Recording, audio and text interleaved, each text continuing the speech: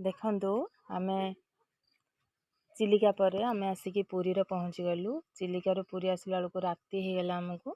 ଆମେ ଆସିକି ପୁରୀରେ ଆଗେ ରୁମ୍ ନେଇକି ରହିଗଲୁ। ତାପରେ ଆମେ ଠାକୁର ଦର୍ଶନ ପାଇଁ ରାତି 11ଟାରେ ଗଲୁ, କାହିଁକିନା ସନ୍ଧ୍ୟା 6ରୁ 11ଟା ପର୍ଯ୍ୟନ୍ତ ପୁରା ମନ୍ଦିର ବନ୍ଦ ଥିଲା। ସେଥିପାଇଁ ରାତି 11ରେ ଆମେ ଯାଇ ଠାକୁର ଦର୍ଶନ କଲୁ। ରାତି 1:30ଟା ପର୍ଯ୍ୟନ୍ତ ଆମେ ଦର୍ଶନ କଲା ପରେ ଆସିକି ଖାଇକି ରେଷ୍ଟ ନେଇକି ଆମେ ଶୋଇଲୁ। ତାପରେ ସକାଳୁ ଉଠି ଗାଧେଇ ପାଧେଇକି ଆମେ ମନ୍ଦିର ଜଗନ୍ନାଥଙ୍କ ଦର୍ଶନ କରିବା ପାଇଁ ଗଲୁ। ତାପରେ ଆମର କିଛି ଭୋଗ କିଣିବାର ଥିଲା, ଭୋଗ କିଣିକି ସବୁ ଜିନିଷପତ୍ର ବି କିଣିକି ଆମେ ଆସିଲୁ। ତାପରେ ଆମେ ଗଲୁ, ଆମେ ଯାଇ ନରେନ୍ଦ୍ର ପୋଖରୀରେ ସେଠି ଠାକୁର ଦର୍ଶନ କଲୁ। ବହୁତ ସମୟ ଟିକେ ସେଠି ବୁଲାବୁଲି କଲୁ। କରିସାରିଲା ପରେ ଆମେ ଏବେ ଗୁଣ୍ଡିଚା ମନ୍ଦିର ଗଲୁ। ଗୁଣ୍ଡିଚା ମନ୍ଦିରରେ ଆମେ ସେଠି ଭିତରକୁ ତ ପ୍ରବେଶ ନାହିଁ, ତାଙ୍କର କି ପୂଜାରେ ଯାଇକି ଗୁଣ୍ଡିଚା ମନ୍ଦିର ଖୋଲା ଥିଲା। ତାପରେ ଆମେ ବିଚ୍କି ପଳେଇଲୁ।